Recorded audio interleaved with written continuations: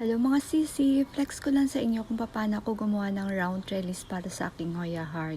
Gumamit ako ng coco fiber, tire wire, abaca thread, and nylon wire para support doon sa coco fiber. Gumamit pala ako ng pambutas para butasan doon sa side at doon ko ikakabit yung round pole ko. Ito na mga sisi kung paano ko siya ginawa. Binalot ko ang tire wire sa coco fiber, tapos tinalian ko siya to support. Ayan. Madali lang naman gawin. Kung meron kayong mga material sa bahay, wag na kayo bumili. Pwede namang mag-DIY. Ayan na mga sisi, done na. Ayan, di ba ang ganda?